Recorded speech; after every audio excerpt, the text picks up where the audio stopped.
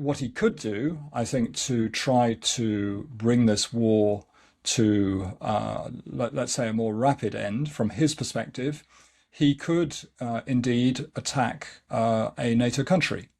And the obvious place to attack would be Poland. Do you think Europe and NATO's defence build-up will change Putin and the Kremlin's strategy in their war with Ukraine? Because we've seen them ramping up these missile strikes in the last couple of months, because some people are saying because they're aware that Ukraine is lacking those missile interceptors. Do you think now, with a bit more of a boost from NATO and potentially the US, Putin might see that and change the strategy? Or do you think he'll keep doing what he has been doing for the last 4 years?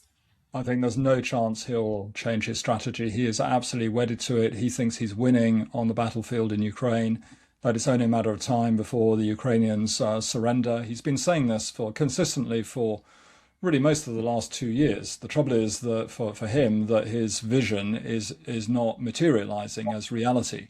So he keeps thinking that he just has to carry on for a bit longer. The Ukrainians are getting more help than he imagined from NATO. Russia's fighting NATO.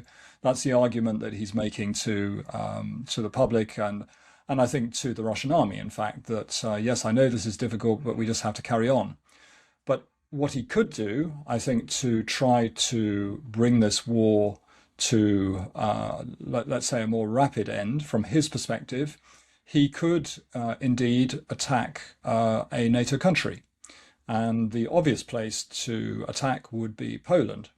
And what is amazing for some people is that there hasn't been at least more public discussion of this, of the possibility of Russia striking the logistics hubs in Poland, which are supplying Ukraine, including the train lines, because without that help, of course, Ukraine would be in a very different position.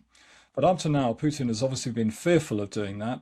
Maybe he's feared that there could be nuclear escalation. Maybe he's not sure of the way NATO will respond. Maybe he thinks that China would be dissatisfied if that happens. But I really don't see at the moment that he feels that he needs to be deflected from his goal of defeating Ukraine. But if I may add, he's got now at home, he's got a really serious crisis on his hands. And this is the fuel crisis that the Ukrainians have created by attacking most of the biggest oil refineries in Russia. And this is having a really rather dramatic effect. And it's far from clear how the Kremlin is going to be able to manage this crisis. And it could, in fact, accelerate. And if it does, if the Ukrainians can keep up their strikes on Russia's oil infrastructure, I think we could see a different picture emerging where, in fact, in Russia itself, there may be signs of some destabilization and indeed great unhappiness, both on the part of the public and the elites, with the way that Putin is fighting this war. And there has been a lot of talk and a lot of reports about Putin potentially not being able to stay in power for too much longer. That would cause a very uncertain future for Russia. How do you think NATO should be preparing for that kind of political landscape? Well, I'm not sure that it's one that NATO thinks about so much. Certainly some of the NATO member states need to be thinking very hard about what happens when we reach that moment where Putin leaves the Kremlin for whatever reason, whether he dies in office or whether he's removed by somebody else, or whether indeed he actually voluntarily leaves, which looks actually, the latter looks very unlikely at the moment. I think key issue will be what sort of options or incentives can Western countries give a new Russian leader and a new Russian elite, because I suspect there will be big changes in the Russian elite when Putin does leave. So what is it they can put in front of them that will encourage them to behave differently, encourage them to make certain choices? And I suspect at the moment that Western thinking is not at all developed in this area, because Western governments see themselves, of course, as fighting or helping Ukraine to fight this war, being concerned about, of course, the short-term consequences, trying to build up their own defenses, and not believing that Putin, in fact, is going to go anytime soon. But the laws of history tell us that with systems of this kind, with authoritarian leaders who concentrate power in their own hands, that when crises occur, things can get out of control quite quickly. and then their legitimacy is called into question. And that may happen to Putin at some point. It may not. He's been, of course, a very wily leader for over 25 years now. But he is an older man. He's in a very different situation from what he was when he came to office in 2000.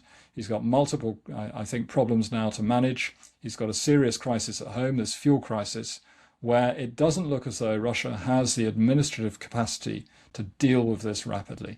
And he's got elections coming up, in parliamentary elections in September, and this could be a really gross embarrassment for him. So he's not in an easy position at all. But it doesn't mean that he's about to be removed or we're about to see major political change in Russia. But at some point over the coming years, it is going to come. I wanted to ask you how you think Moscow is going to interpret what has happened at the NATO summit, specifically to do with Ukraine. Europe mostly, but NATO have agreed to support Ukraine with 70 billion euros. And there's a potential of the US also supporting with their Patriot missile interceptors.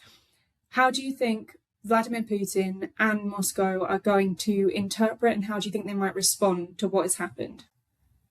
Well, I think if we look at it from the Kremlin's point of view, then they will be, I think, reasonably happy with the outcome.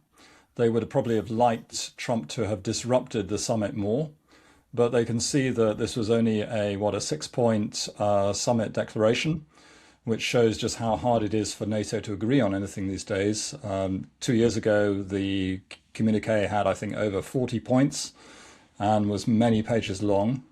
So this was down to the bare essentials, and the alliance was forced to restate that an attack on one is an attack on all. And equally, they said they would continue to support Ukraine in its efforts to defend its sovereignty. So in some ways, those are important things, of course, for NATO. But I think seen from Moscow, it really does look as though NATO is in real trouble, that Trump is probably only temporarily committed to NATO in the sense that he's prepared to sign up to a declaration today, but tomorrow, goodness knows what he would do, because he thinks that it's Europe's job to look after Europe's defense. But while US forces are still in Europe, then I think the Russians have to take this a little bit more seriously. And I am absolutely certain that the Russian military, the Russian general staff in particular, because they always plan on the worst case scenario, they're going to look at this and say, well, actually, NATO is still alive and kicking. It might be in very poor shape politically, but it's still there. And is Trump going to be there in 2 years' time? Well, he'll be nearing the end of his term, and somebody else may come along who, in fact, is more committed to NATO.